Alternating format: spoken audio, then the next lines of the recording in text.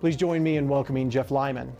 Jeff is the former Chief Product Officer and Chief Marketing Officer at Vivint Smart Home, where he supervised the company's technology, product development, business development, and strategy functions. Before joining Vivint in 2013, Jeff spent nearly a decade at Nike, most recently as Senior Director for Mobile and Web Design at Nike Plus, Nike's industry-leading activity tracking service. Jeff has worked across the landscape of the Nike brand, including leading digital and marketplace communication for Nike ID, Nike Basketball, and the LeBron James brand. Jeff is here to tell us how to scale great decision-making in your growing business. I'm so excited to be part of the Business Growth Summit.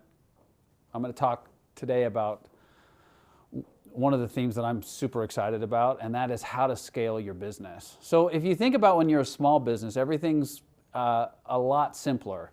Usually the CEO or the owners or the full-time leadership team is present, and they have a small team, and information flows really, really freely, and usually people are able to make good decisions. You know why? The CEO is in the room. But what happens when you start to scale? Well, you add buildings, and you add space, and you add materials, and you add equipment, but most importantly, you add people. And some of the things that you do to enable and empower those people stop working when your business starts to really, really scale. And so we're going to talk about 3 important principles of how to grow and scale your business so it doesn't get crushed. And we're going to focus on decisions. In an HBS study, there was a quote that said, ultimately, a company's value is no more and no less than the sum of the decisions that it makes and executes. So think about your company not as a collection of people or a collection of assets or a collection of customers. Think about your team as just a group of decision makers. And when that's small like this, okay, it's easy, it's convenient. But if you start to be successful, that's going to look like this. So when you scale your business, you have to think about, okay, how do I scale not just my people, my equipment, my space, but I actually have to scale good decision making all the way into rooms that I'm not in. And this is where a lot of businesses really, really struggle, because the CEO doesn't want to have to be there 16 hours a day, every day. He can't be there if you have multiple locations. It just breaks down. So there has to be some tools in place. And so we're going to talk a bit about that. Of course, the great example is Jeff Bezos, right? And if only we could channel the brain of Jeff Bezos, the great strategic CEO, and that his brain could be channeled into every single meeting and conversation that is being had throughout the company would always make great choices.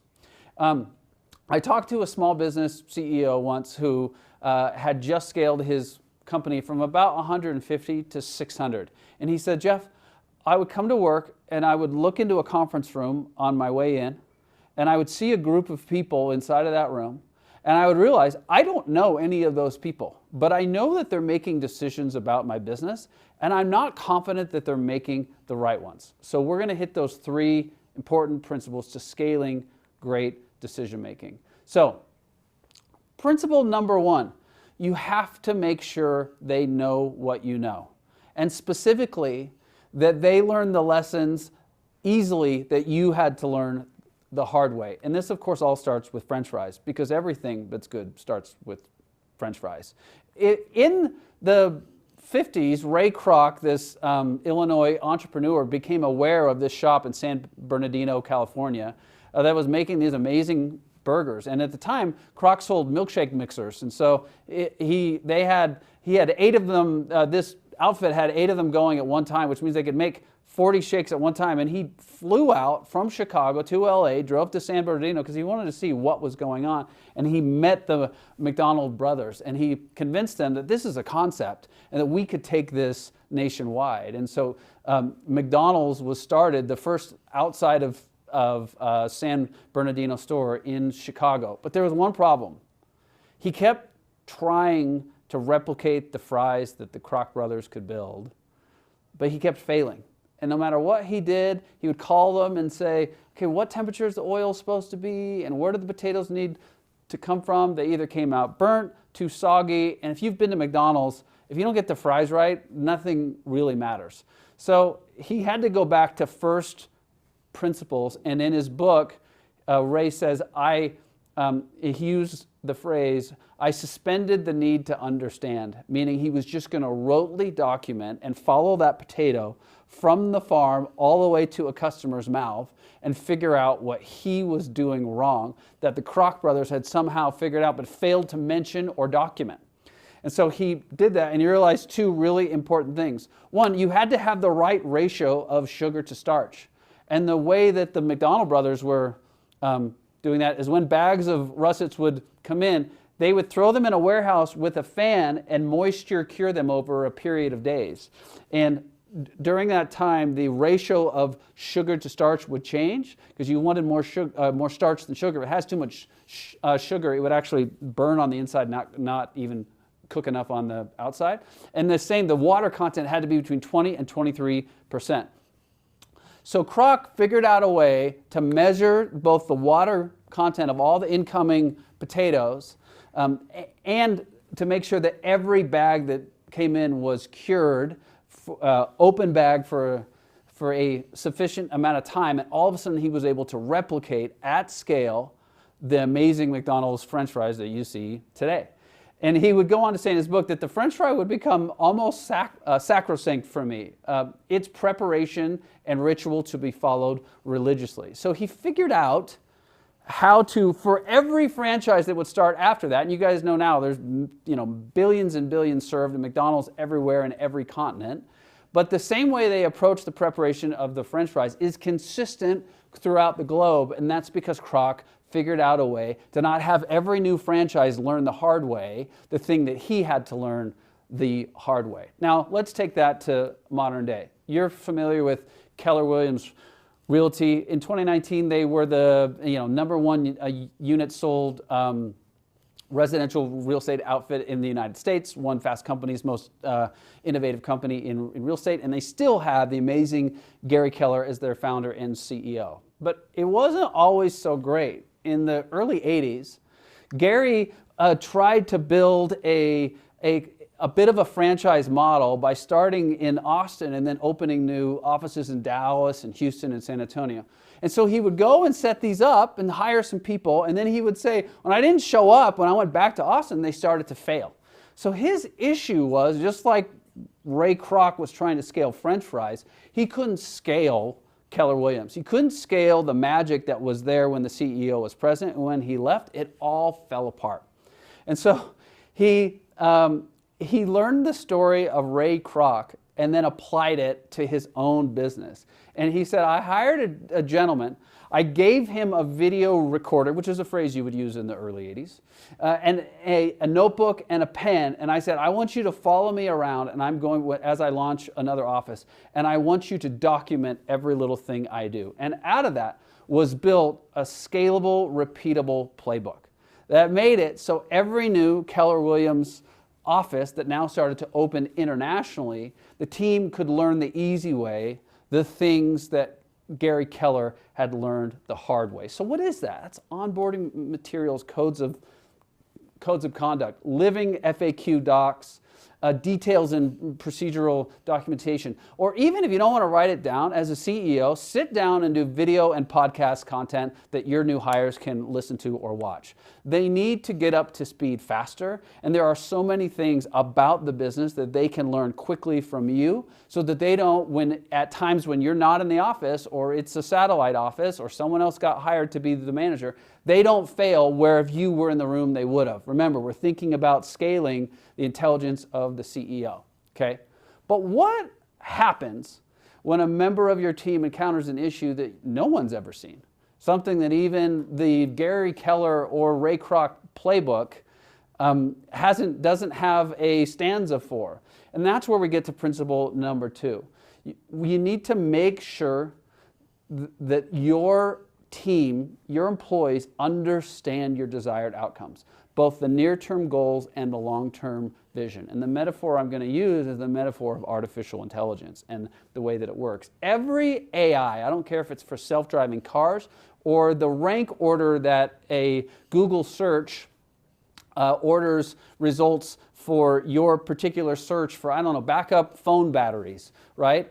Every AI selects for specific outcomes. And if you think about what a self-driving car can do or will do, because we're not quite there yet, it takes in all of these different factors and environmental dynamics. What is the weather? What is the traffic? What are the other cars doing? Where are the potholes? Where are the slowdowns? Where have there been issues before? Where are the weird turns? It takes all of that stuff in and then builds a really particular approach to how it's going to get you from A to B. But there are two critical parameters that if you don't feed it with, it will fail 100% of the time. And this seems simple, but I want to really hammer this point home. They are, where are we and where do we want to go?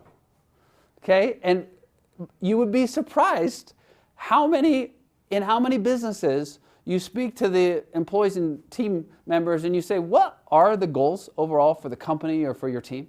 And where are you with respect to those goals? And most people just say, I just work here. And if that's what you're getting out of your people, you're never going to be able to scale your business effectively. So I'm going to hit that first one. Where do we want to go? And in business speak, these are desired outcomes and goals. Well, one, in the marvelous book written by venture capitalist John Doerr called Measure What Matters, he says an effective goal-setting system starts with disciplined thinking at the top, with leaders who invest time and energy to choose what counts. So if you took a straw poll of your team and asked them a simple question, what do you think our goals are as a group? Pay very careful attention to the answers that you get. And do not accept adjectives. What do you mean by that, Jeff? Well, we want to do better at serving the customer, or we want to try not to make them mad, or we're trying to be more diligent in this way, or the boss wants us to focus on this, or we're going to do better than the people across the street, or it's really just to do our best. This is crap. If you don't empirically with numbers lay out what their goal is, how will they ever know where we're supposed to go and where we are? There's a great story. CEO of Amazon, Jeff Bezos, once sat in a staff meeting and asked one of his important business leaders, he said, how is your business doing? And the leader leaned in and said, well, I could answer that a few different ways. And Bezos, frustrated, raised his voice, leaned in and said, the answer starts with a number. And so my imploring for you as a business leader, as you help your teams make great decisions when you're not in the room, they have to understand what the goals are and how we would measure them. And don't get caught in the trap of just saying do better. Measure what it is that matters and help the team understand, importantly, part two, where are we? Where are we with respect to these goals? Because if they actually understand the goals, well, we want to double our sales this year, or we want to get our Glassdoor ratings higher, or our rating on Google's too low and it's hurting our business, or we want to lower the cost to acquire our customers, or we want our net promoter score to go up. There's so many different goals or KPIs that your business could have, but they need to clearly understand what those are, how we'd measure them, and what the inputs are. Now, famous story on where are we. This right here is a moment from the 2018 NBA Finals. This is game one. And in the NBA Finals, the team that wins game one more than 80% of the time goes on to win the best of 7 championship. So if you win game one, odds are you're going to get the ring. Okay, and so it's pretty much the championship all wrapped into one game. Here we are, underdog Cleveland Cavaliers and the home team Golden State Warriors. The score is tied 107-107. We have 4 seconds left, and George Hill is shooting a free throw, but I want to introduce you to J.R. Smith. That's the guy I've outlined here in the red. It is important that every team member knows the score. If this free throw were to be missed, there's only 4 seconds left. You don't want to run out the clock. You want to get another shot up so you can get a chance to win, because beating the Warriors at home in overtime in the finals is really, really hard. So this is what happens.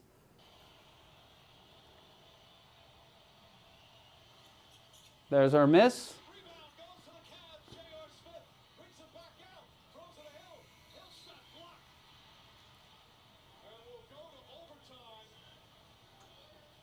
And then this led to the most famous photo taken in sports in the year 2018. LeBron James looking at JR going, Do you not know the score? And JR clearly did not. And because LeBron's teammate didn't know the score, in that moment, when he wasn't sure exactly what to do, he didn't actually know how to act. He acted completely the wrong way. And this is why it's really important in your business that not only is the goal really clear, but your employees, your team members must know the score. So you can do that with various different types of ways of elevating that. This is, for instance, a dental practice that has practice analytics provided by Weave.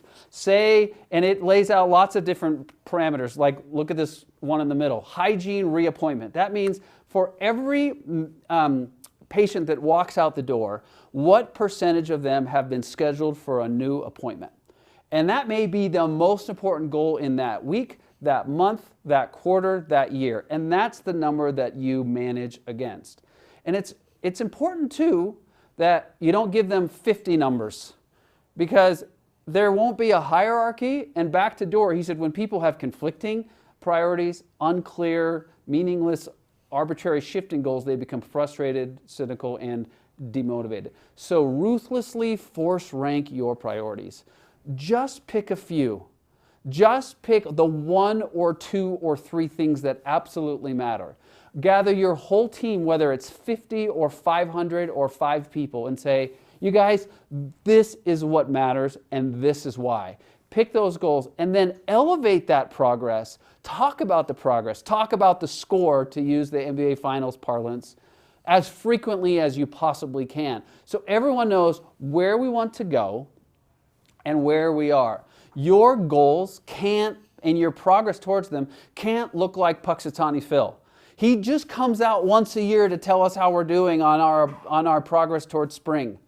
Puxatawny has to come out every day, every week, boards, emails, texts, conversations, whatever. But the goals, if they're only brought up infrequently, then they don't really matter. The things you talk about, the things you focus on, the things you put your efforts against, your team will know this is what really matters. And in that moment, when they see something they've never seen before and they're not sure how to act, that will underpin helping them make the right choice. Just like that self-driving car is going to pick the best way to get from where we are to where we're going, but it needs those 2 important inputs. Last of these 3 things that help us scale our business, you've got to make sure that not only do they have the playbook, that not only do they now understand the goals of where we are and where we're going and it's measured, that they're actually empowered and trusted. And these 2 qualities work together in a virtuous cycle. You have to ask yourself, are my employees, is my team empowered like the CEO? They may know the right thing, they may know what we're supposed to do, but in that moment when I'm not there, are they actually empowered to act independently to make the right choice on behalf of the customer? And I use the example of Nordstrom here, which has world famous service, back to the story of the woman who brought the tire back to Nordstrom and said, I need to return this, I swear I bought it here. The Nordstrom employee knew full well that they don't sell tires, but they gave her a refund anyway because they were empowered to make the right choice. And then Nordstrom, which charges premium prices, continues to, and part of that is underpinned by world-class service. Now, it isn't just that they're empowered. The other important point I want to make and challenge you small business owners is, are they incentivized to act like you? Do they have the same potential outcomes and opportunities if they acted in the moment the way that you would act? And this is where the idea of employee ownership, even in small increments, properly and aligns incentives between the CEO and the team member. In this famous HBS study, they took a group of 45 companies that had been growing moderately fast, about 1% per year, and they compared them against 238 other companies that were growing about as fast, somewhere between 1.5% to 2% per year. Then they took the 45 companies who then in that year instituted employee stock option plans. That completely changed the incentive that they could earn and revenue opportunities for them if they helped to make the right choices on behalf of the company. And then they looked at the next 5 years.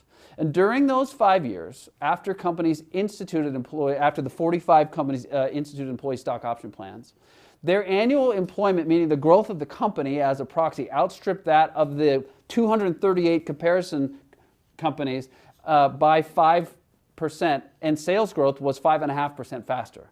So moreover, these 73% of these companies in that sample significantly improved their performance after they set up employee stock option ownership plans. So think of a way, you may not be able to have an outsourced, fully SEC ready employee stock option plan, but think about how can I take this team and have them share in the success if they make the right choices. And I think you can come up with a lot of creative ideas on how to do that. And part of that is, do you have an open book culture? Some business leaders really struggle to show their employees the books. And there are some leaders who are really progressive here, and they are open book. Like this example, this is New Belgium Brewing, which is based in Colorado, but this is actually a view of their Asheville, North Carolina factory and sort of sipping house that they had recently opened.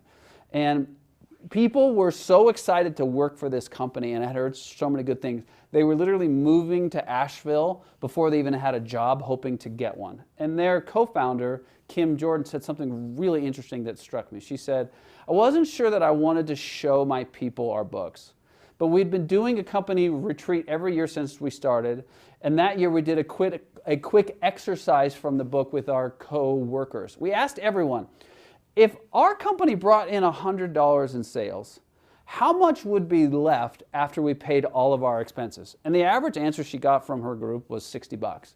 Well, the reality answer was between $20 and $30. So this proved to me, she said, that people make up stories that are far grander than realities, and I knew we didn't have to be afraid to share. So if you want your employees, your team members, to make the right choices, they actually need to understand where we really are, and at times that means you need to be open book. Sometimes that means you're transparent about what goes on in board meetings. You can even share notes. If you can, in other management leadership meetings, share notes, even record them and share them out. There are lots of opportunities to be really progressive in this space. And what I can tell you is the more informed they are, the more their algorithm is trained, the more they have all of the necessary information about where we're going, what our goals are, and what's our progress now, and what really matters to my board, what really matters to my CEO, what matters to our investors, etc. All of that stuff is going to inform their intelligence and help them make better decisions in all the rooms you're not in. And that's how you scale great decision making. Make sure they know what you know. So write those playbooks, even in the variety of different ways that we talked about doing it. Make sure they understand desired outcomes. They need to know what the goal is and how we're going to measure it, and know that it's more important than all the other goals. And last, make sure that they're empowered and trusted, and where possible, incentivized to act exactly like the CEO. And you'll have a much better shot at scaling your business so that great decisions are made even when you're not in the room or in the state or while you're sleeping. Thanks.